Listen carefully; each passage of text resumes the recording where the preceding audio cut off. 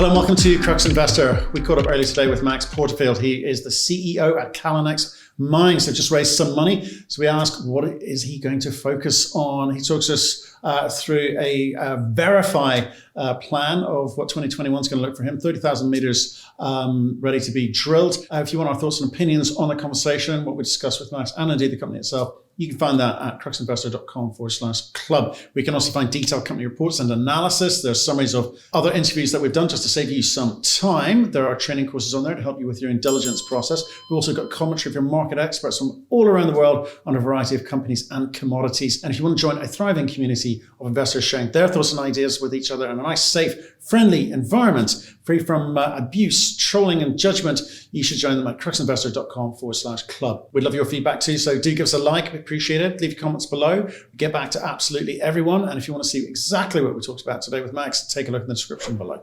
Max, how you doing, sir? I'm doing great. Excited to be here. Good. Well, we spoke to you at the beginning of December, not too long ago, but you've been a busy boy. You've been raising money.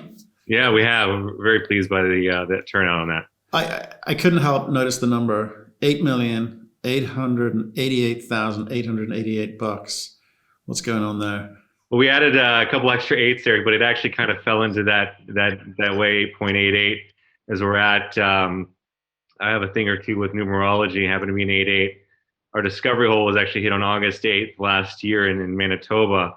And so when it fell that way, a buddy of mine that kind of was aware of that said, hey, I could pitch in a little bit of extra money here to round out the eights. So we did it, and that's how it came to be. And you're going to have money flooding in from China as a result. Fantastic. That's hilarious. Yeah, that's hilarious. We wanted to catch up because it was the beginning of a story there. You had a lot of optionality on the table, and you kind of were trying to work out where to kind of focus. And I think we talked to him about copper equivalents and silver equivalents, both commodities highly topical at the moment. So where's your head at? Where are you going to be pointing that money? Well, again, on the 8.88 million that we raised, a large portion of that, nearly 6 million, that was allocated for flow through in Manitoba. And that's where we've got the rapidly emerging rainbow discovery. That's, again, high-grade copper, but also has the precious metals, the gold, silver, as well as zinc byproducts to that discovery, and has big implications for the potential for the Flin Flon community with the impending shutdown of the 777 mine occurring next year. So the time's right. Obviously, exceptionally high-grade copper that we're hitting there. And we actually had some results from a surface pulse EM survey that we recently completed. I can walk you through that, but that I think really showed the true potential size of what can be had at Rainbow if everything pans out for us the way we'd like to see them. Fantastic. Well, why don't you talk us through that? Maybe perhaps we'll come on to the silver in a second because we'd be interested to see how you're going to tackle it. Yeah, absolutely. So we'll just do an overview and we'll kind of walk through the discovery itself as well. But this is an overview of the Flin Flon area. You actually have the town of Flin Flon that you can see just highlighted there for you. And the Pine Bay project's ideally located 16 kilometers away as the crow flies, so to speak, from the town of Flin Flon. And there's actually an existing road access, an all-weather road. So it's a 20-minute drive by existing road right out to the site within 100 meters or 200 meters from the discovery itself. So ideal access to that end.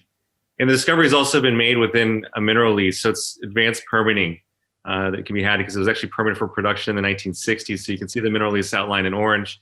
And this big shift in terms of global consciousness that we might have touched on last time we spoke, with really again focus on a move away from the hydrocarbons and obviously the battery revolution, so to speak, that's going on. You see it with Tesla and this big EV shift. Is also, what is your power source? In the Pine Bay's instance, you actually have a hydroelectric power line that runs right over the property that would have, in many ways, probably hindered exploration because everyone really focused on this area of the property that I circled for you. So we had spent a number of years exploring the area, and we took a different approach. Previous to 2019, our focus was to do stratigraphic drilling and use borehole EM as a vectoring tool directly to massive sulfides. And what you're looking at right now is actually IP results, the chargeability ISO shells. And the idea to that was it was kind of shifting the model where you're looking for the disseminated pyrite halo that would be in proximity to your massive sulfide. So being a kind of an indirect vectoring method and then using borehole EM then to vector directly towards your massive sulfides. And that's exactly what we did here. You can see that we drilled into the highest chargeability and this is how we made the rainbow discovery. And then we had an off-hole anomaly that we eventually drill tested it with our discovery hole PBM 111, and that's when we hit the high-grade mineralization in 2 different zones there. And since that time, we've been busy stepping out from that initial discovery hole in that plate, hit a number of holes, about 5, 6 holes into this mineralization now. Again, extremely high-grade copper with the precious metals and as well as zinc component to that, which is indicative and really typical of Flin Flon style mineralization, which is what made Flin Flon so well known and established. And this is looking kind of a long sectional view of that area, and it's really wide open to the south. And when I note that, this is the Pine Bay deposit itself. That was a near surface deposit that was discovered in the 1950s, 60s. And that's why the permits were there and the historic shaft is there. Now, one of the reasons why we gave it the name the Rainbow Discovery is it actually sits within this growth fault corridor that you can see outlined. It's kind of in the shape of a rainbow. And there's a stacked sequencing of deposits starting with the Donjon Mine, the North Star Mine, Baker Patton Deposit, Cabin Deposit, and the Pine Bay Mine. And then kind of the pot of copper within the rainbow is the first 2 zones of the Rainbow Discovery.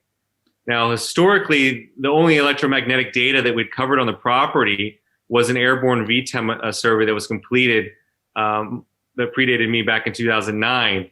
And what that really vectored towards is going to vector you towards what's closest to surface. And right at surface, there's a graphitic argillite earthy pyrite marker unit that I've just highlighted there at surface that really absorbed all that attention.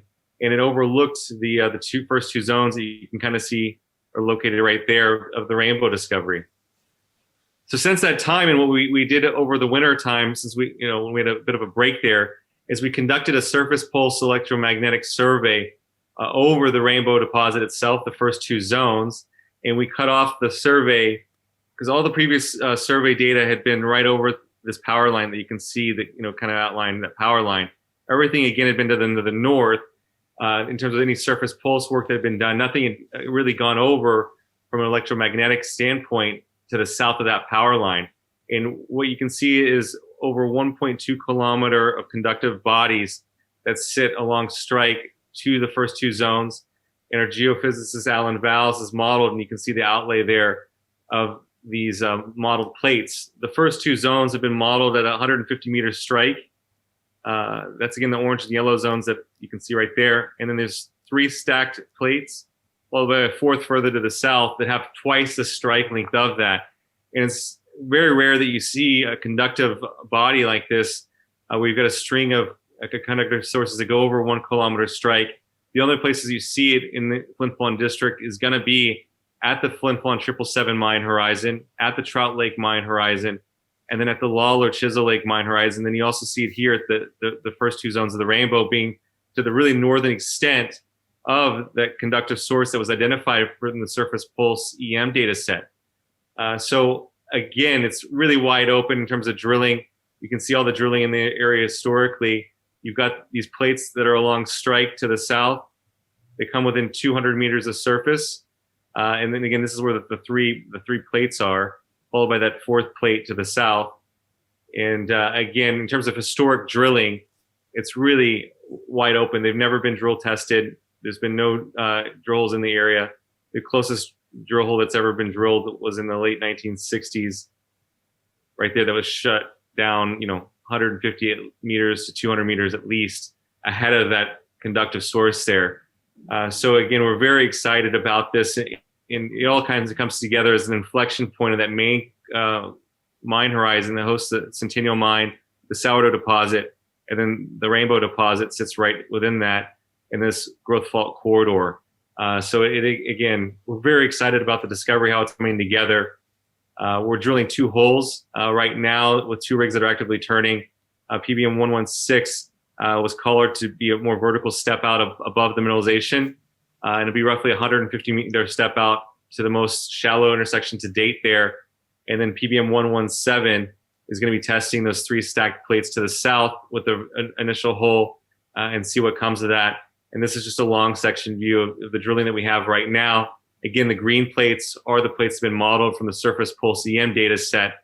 And then the fuchsia plates, the pink plates, are again the borehole EM plates that we have to date. And we'll get more borehole surveys as we drill to the south there But again, 116 is looking to intersect these plates right here, and then 117 will come in roughly 500 meters vertical depth there to test those 3 plates, and then be borehole pulsed as an additional vectoring tool to see where to go next after that.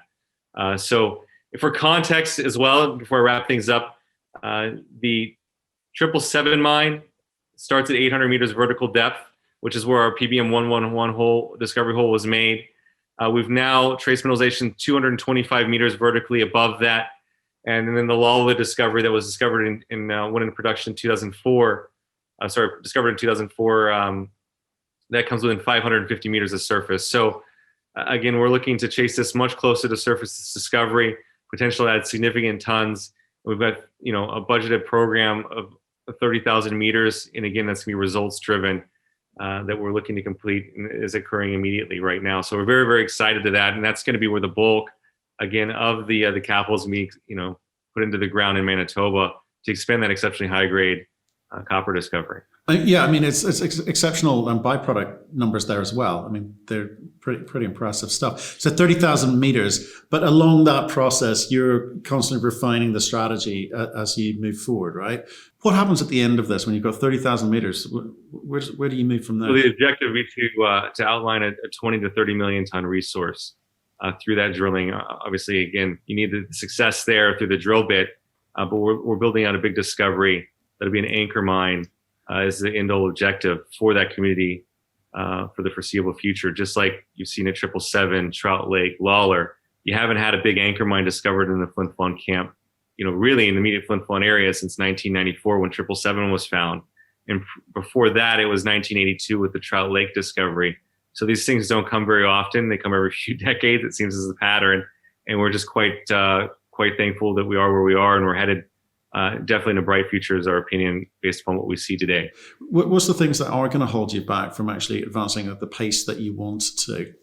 At this point, I think the one thing that you could said, looking at us in December when we spoke, is, Max, you've got a bright future and the results seem to be there. How are you going to do that? And then really the one thing that would have been holding us back would have been capital. But that's no longer an issue. And again, we've got 2 rigs out on site right now drilling, and it's just being patient, just the way we've been to get us here, sticking with it and see what unfolds. And of course, we see things very, very brightly, the potential there at the Rainbow discovery, and we're quite pleased where we're at and where we're headed. But so how does it ramp up? Two rigs, great. 4 rigs, better. I mean, are you capable we want to add too many rigs too soon. So again, once we get on to the discovery, we can mobilize additional rigs. We've got a 3rd rig that's, sitting and available when we need to, but at the same time, we want to be prudent with the capital, because being prudent with the capital ultimately, I think, will get you a lot further when you spend it wisely. Right. So when does this all kick off? What's the timeline for 2021? Well, we're already drilling. So the drilling's been going on now for a couple of weeks.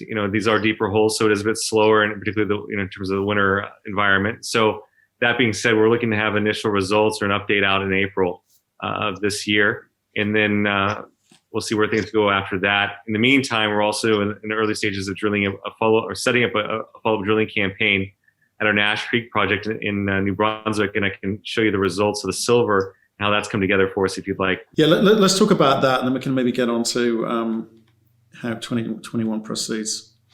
So in terms of Nash Creek, this is the Nash Creek project area that we're just getting a big aerial view on.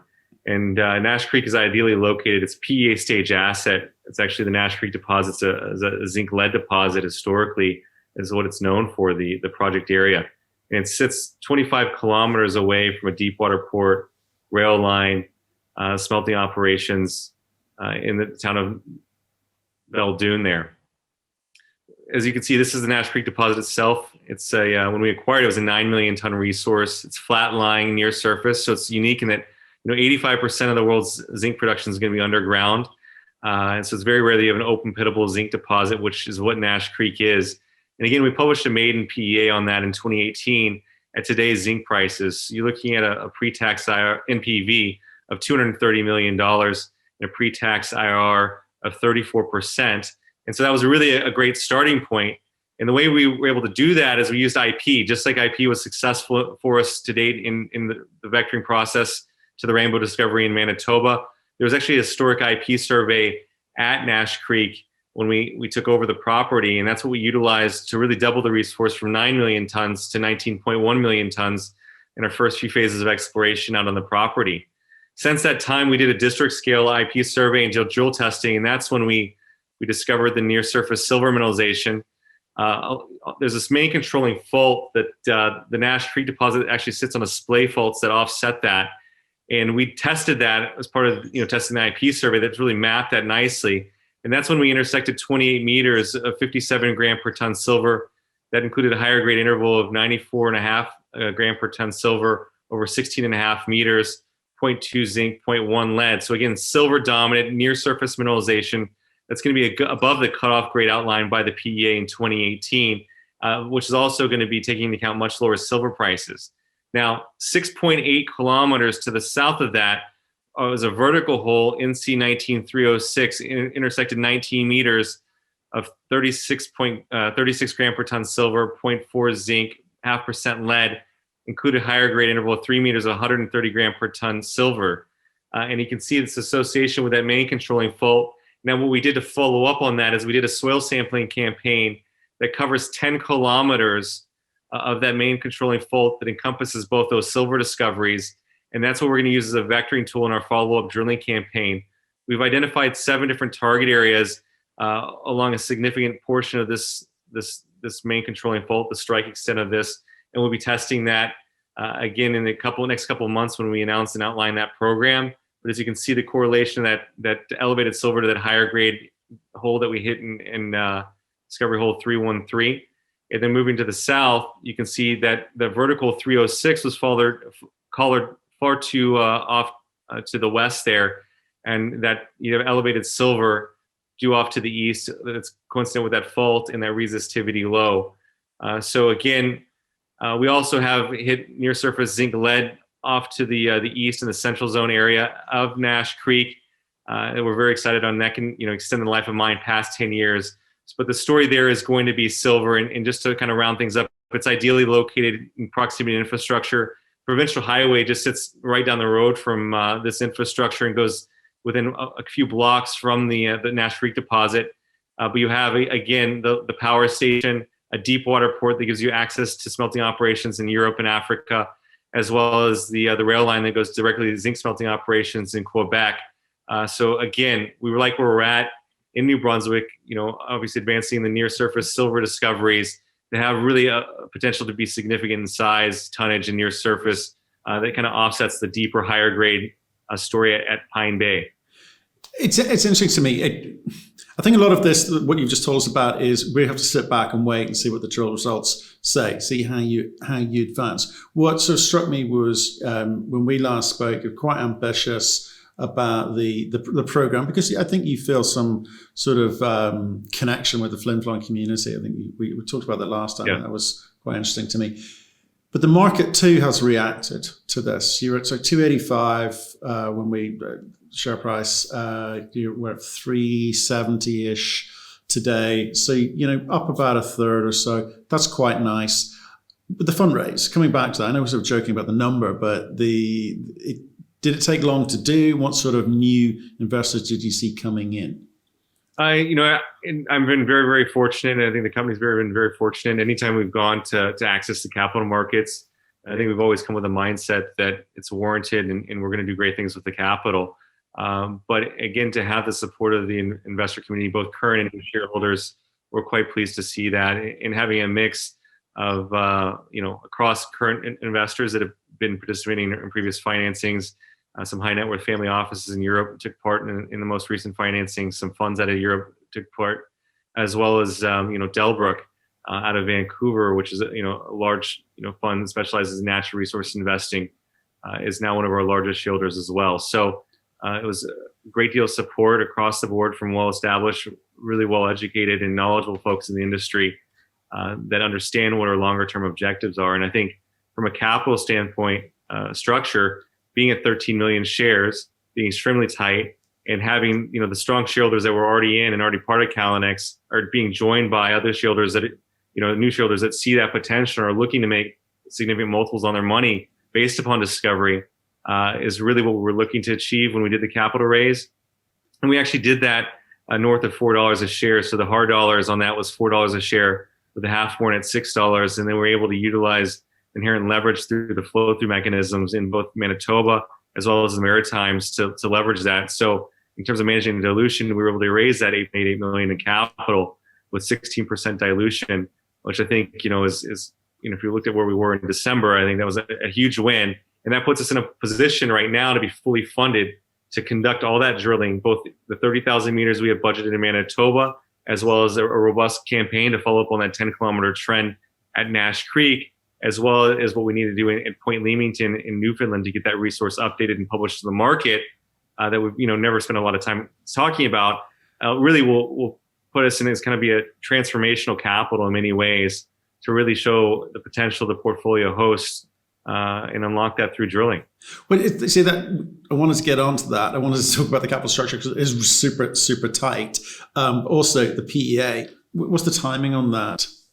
In terms of an update to a PEA, be further on into the future. Quite honestly, I think that in terms of Manitoba, I think the market's going to understand what we're on to if we're successful with the drilling that we're looking to achieve there. Because they can do modeling internally themselves in terms of what they think the potential deposit size is when we put out each one of these intersections. There's very sophisticated investors in our space that will be following that.